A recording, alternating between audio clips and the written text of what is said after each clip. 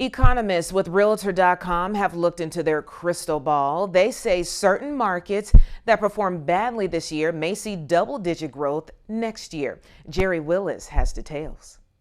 U.S. housing markets that saw the biggest sales declines in 2023 are projected to achieve double-digit sales growth in the new year.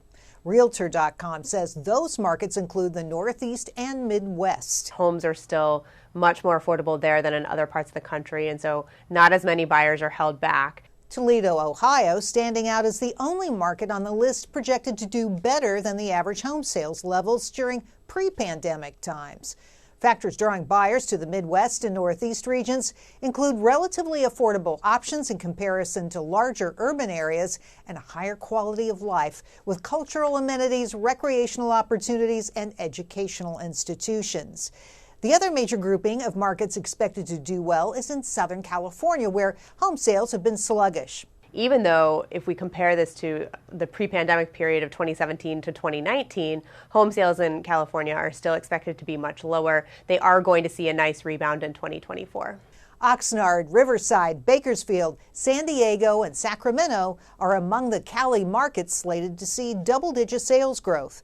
On average, the 5 metro areas are expected to have sales growth of 13.1% next year.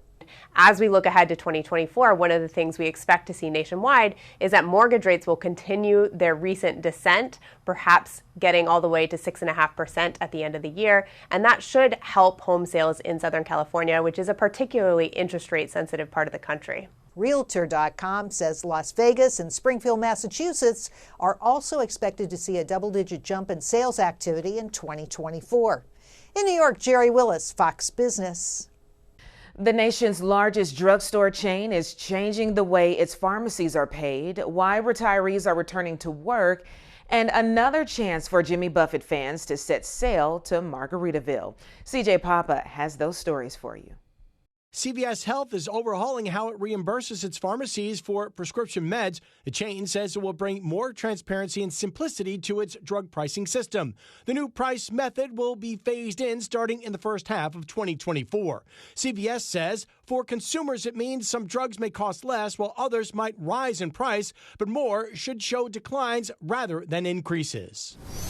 A new survey shows 12% of retired Americans expect to head back to work in 2024, the top reasons being inflation and the higher cost of living. About 2/3 of those looking to re-enter the workforce say they're worried about age discrimination. Even though it's illegal, experts say it can be hard to prove. One advisor telling older candidates to update their resumes to avoid this type of rejection.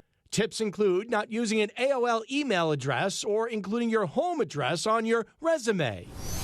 And calling all parrot heads.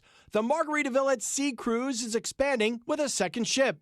While their first ship goes to the Bahamas next year, travelers will be able to enjoy 4- and 5-night cruises to Key West and some Mexican islands from the port of Tampa Bay, Florida. The new Margaritaville at Sea Islander cruise ship set sail in June. In New York, CJ Papa, Fox News.